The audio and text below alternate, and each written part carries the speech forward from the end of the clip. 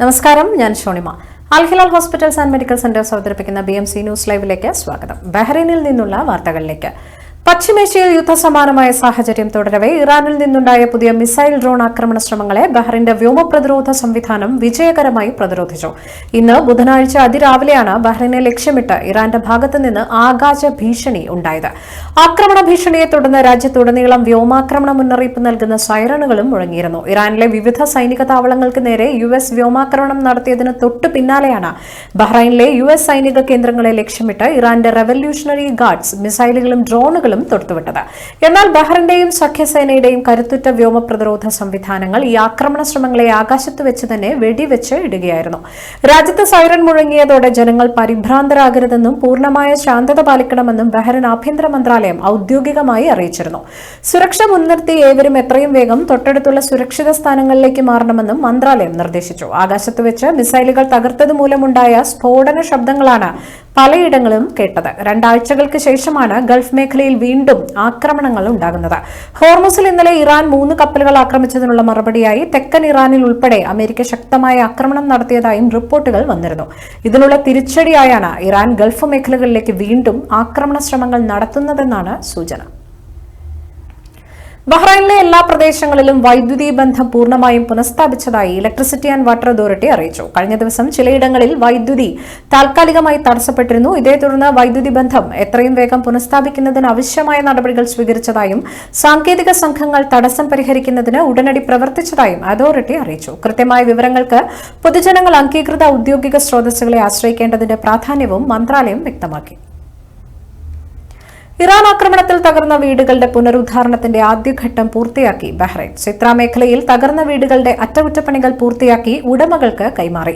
ഭവന നഗരാസൂത്രണ മന്ത്രാലയത്തിന്റെ നേതൃത്വത്തിലാണ് വീടുകളുടെ പുനരുദ്ധാരണം നടത്തിയത്. പൂർണ്ണമായും സർക്കാർ ചെലവിലാണ് വീടുകൾ പുനർനിർമ്മിച്ചു കൈമാറുന്നത്. വീടുകളുടെ ഘടനാപരമായ കേടുപാടുകൾ, ഇന്റീരിയർ, എക്സ്റ്റീരിയർ നാശനഷ്ടങ്ങൾ എന്നിവ സർക്കാർ ചെലവിൽ നന്നാക്കി നൽകി.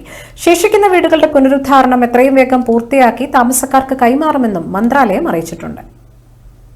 ഇടവേള. Our skin is the mirror of our soul.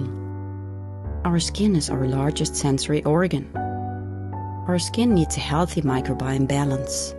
This is regulated by its pH value, which protects the skin from pathogens, cold and ultraviolet rays.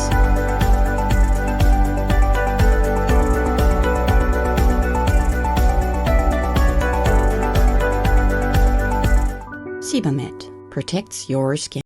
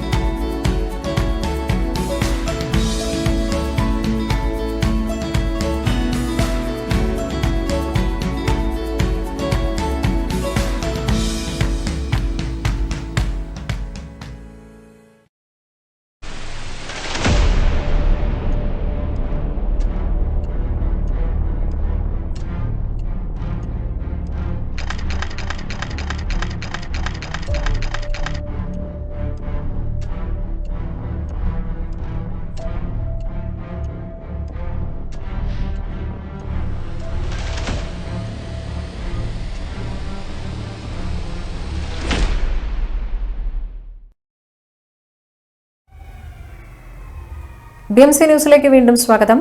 ബഹ്റൈനിലെ സാമൂഹിക സാംസ്കാരിക ജീവകാരുണ്യ രംഗത്തെ നിറസാന്നിധ്യമായിരുന്ന ഡോക്ടർ PV ചെറിയാന്റെ നിര്യാണത്തിൽ അനുശോചന യോഗം സംഘടിപ്പിക്കുന്നു.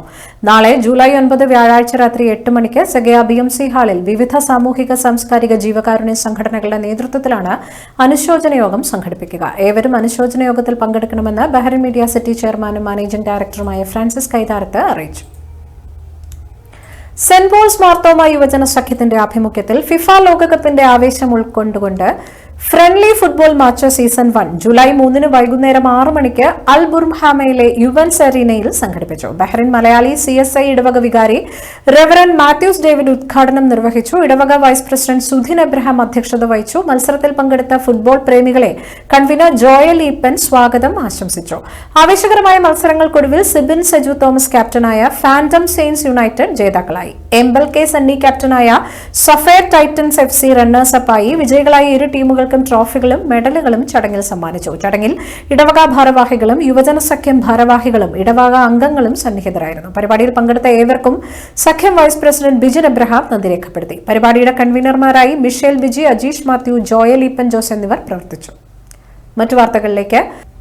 വയനാട് കള്ളാടി മണ്ണിടിച്ചിൽ ദുരന്ത മേഖല സന്ദർശിച്ച മുഖ്യമന്ത്രി VD സതീശൻ. മന്ത്രിമാരും ജനപ്രതിനിധികളും മുഖ്യമന്ത്രിക്കൊപ്പമുണ്ടായിരുന്നു. ദുരിതാശ്വാസ ക്യാമ്പ് പ്രവർത്തിക്കുന്ന മേപ്പാടി ഗവൺമെന്റ് പോളിടെക്നിക് കോളേജിലും പരിക്കേറ്റവർ ചികിത്സയിലുള്ള വിംസ് ആശുപത്രിയിലും മുഖ്യമന്ത്രി സന്ദർശനം നടത്തി. ദുരന്തത്തിൽ മരിച്ച 3 പേരുടെ കുടുംബങ്ങൾക്കും 5 ലക്ഷം രൂപ വീതം ധനസഹായം നൽകുമെന്നും അദ്ദേഹം അറിയിച്ചു. അവരുടെ മൃതദേഹം നാട്ടിലെത്തിക്കാനുള്ള നടപടികളും പരിക്കേറ്റവർക്ക് ചികിത്സാ സഹായത്തിനുള്ള നടപടികളും സർക്കാർ സ്വീകരിക്കുമെന്നും അദ്ദേഹം അറിയിച്ചു. ദുരന്തത്തിൽ 9 പേർക്ക് പരിക്കേറ്റിരുന്നു. ഇവരെല്ലാം ചികിത്സയിൽ 5 പേരെ ഇനിയും കണ്ടെത്താനുമുണ്ട്. ഇവർക്കായി തിരച്ചിൽ തുടരുകയാണ്. മീനാക്ഷി പാലത്തിന് സമീപമുണ്ടായ മണ്ണിടിച്ചിലിൽ മരണസംഖ്യ ഉയരുമെന്നാണ് റിപ്പോർട്ട്. അതേസമയം ദുരന്തത്തെക്കുറിച്ചും ദുരന്ത സാധ്യതകളെക്കുറിച്ചും സാങ്കേതിക നിയമപര തലങ്ങളിൽ 2 ഘട്ടങ്ങളിലായി അന്വേഷണം നടത്തുമെന്നും അദ്ദേഹം അറിയിച്ചു. ദുരന്ത സ്ഥലത്തിന് മുകളിലായി മറ്റൊരു ഉരുൾപൊട്ടൽ ഉണ്ടായെന്ന പ്രാഥമിക റിപ്പോർട്ടുകളും പരിശോധിക്കും. അപകട സാധ്യതകൾ പൂർണ്ണമായി വിലയിരുത്തിയ ശേഷമേ നിർത്തിവച്ചിരിക്കുന്ന നിർമ്മാണ പ്രവർത്തനങ്ങൾ പുനരാരംഭിക്കുമെന്നും VD സതീശൻ അറിയിച്ചു.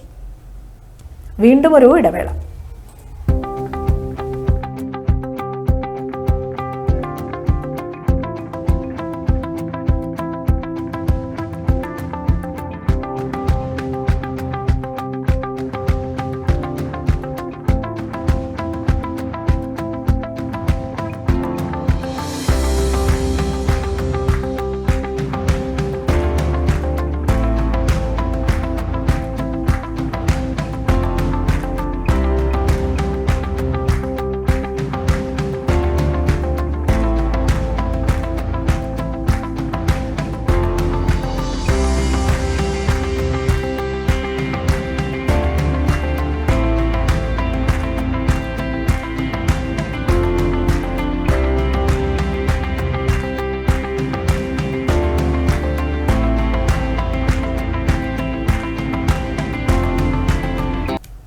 കേരളത്തിൽ അതിതീവ്ര മഴയ്ക്ക് സാധ്യത. വയനാട്, കോഴിക്കോട്, മലപ്പുറം ജില്ലകളിലാണ് റെഡ് അലർട്ട്. 6 ജില്ലകളിൽ ഓറഞ്ച് അലർട്ടും പ്രഖ്യാപിച്ചിട്ടുണ്ട്. കാസർഗോഡ്, കണ്ണൂർ, പാലക്കാട്, തൃശൂർ, ഇടുക്കി, എറണാകുളം ജില്ലകളിലാണ് ഓറഞ്ച് അലർട്ട്.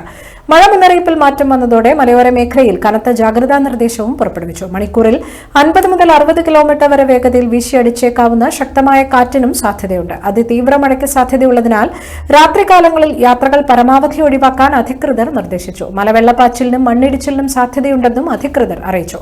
അപകട സാധ്യത മുന്നിൽ കണ്ടാൽ അധികൃതരെ അറിയിക്കാനും പൊതുജനങ്ങൾക്ക് നിർദ്ദേശം നൽകിയിട്ടുണ്ട്. ലോകകപ്പ് പ്രീ ക്വാർട്ടറിലെ ആവേശ പോരാട്ടത്തിൽ ഈജിപ്തിനെ 3-2 തകർത്ത് അർജന്റീന ക്വാർട്ടർ ഫൈനലിൽ പ്രവേശിച്ചതിന് പിന്നാലെ മത്സരത്തിൽ പെനാൽറ്റി നഷ്ടമാക്കിയതിലെ നിരാശ തുറന്നു പറഞ്ഞ അർജന്റീന നായകൻ ലിയോണൽ മെസ്സി മത്സരത്തിന്റെ ആദ്യ പകുതിയിൽ പെനാൽറ്റി നഷ്ടപ്പെടുത്തിയതിന് തന്നെ കടുത്ത നിരാശയിലാഴ്ത്തിയെന്നും ഒരു നിർണായക ഘട്ടത്തിൽ താൻ ടീമിനെ വഞ്ചിച്ചതായി തോന്നിയെന്നും മെസ്സി തുറന്നു പറഞ്ഞു. എന്നാൽ കളി അവസാനിക്കാൻ മിനിറ്റുകൾ മാത്രം ബാക്കി നിൽക്കെ ദൈവം തനിക്കായി ഒരു പ്രത്യേക നിമിഷം മാറ്റിവെച്ചിട്ടുണ്ടായിരുന്നുവെന്നും മത്സരശേഷം മെസ്സി കൂട്ടിച്ചേർത്തു. മത്സരത്തിന്റെ 79-ാം മിനിറ്റ് വരെ 2-0 പിറകിലായിരുന്ന അർജന്റീന വെറും 13 മിനിറ്റുകളുടെ ഇടവേളയിലാണ് 3 ഗോളുകൾ അടിച്ചുകൂട്ടി ലോകത്തെ ഞെട്ടിച്ച നാടകീയ തിരിച്ചുവരവ് നടത്തിയത്. ഫുട്ബോൾ ലോകകപ്പിലെ ആവേശകരമായ പ്രീ ക്വാർട്ടർ പോരാട്ടത്തിൽ കൊളംബിയയെ പെനാൽറ്റി ഷൂട്ടൌട്ടിൽ കീഴടക്കി സ്വിറ്റ്സർലൻഡ് ക്വാർട്ടർ ഫൈനലിലെത്തി. കാനഡയിലെ വാൻകൂവറിൽ നടന്ന മത്സരത്തിൽ നിശ്ചിത സമയത്തും അധിക സമയത്തും ഇരു ടീമുകൾക്കും ഗോളൊന്നും നേടാനായില്ല. തുടർന്ന് ഷൂട്ടൌട്ടിൽ 4-3 സ്വിസ് പട വിജയം പിടിച്ചെടുത്തത്. ഇതോടെ ലാറ്റിൻ അമേരിക്കൻ ശക്തികൾ അവസാന 8-ലെത്താനാകാതെ മടങ്ങി. ക്വാർട്ടർ ഫൈനലിൽ നിലവിലെ ചാമ്പ്യന്മാരായ അർജന്റീനയാണ് സ്വിറ്റ്സർലൻഡിന്റെ എതിരാളികൾ. ജൂലൈ 11 ശനിയാഴ്ച കാൻസാസ് സിറ്റിയിൽ നടക്കുന്ന ക്വാർട്ടർ ഫൈനലിൽ സ്വിറ്റ്സർലൻഡ് അർജന്റീനയെ നേരിടും. ഈ വാർത്തയോടുകൂടി ഇന്നത്തെ BMC ന്യൂസ് ലൈവിൽ മലയാളം വാർത്തകൾ പൂർണ്ണമാകുന്നു. ശുഭരാത്രി.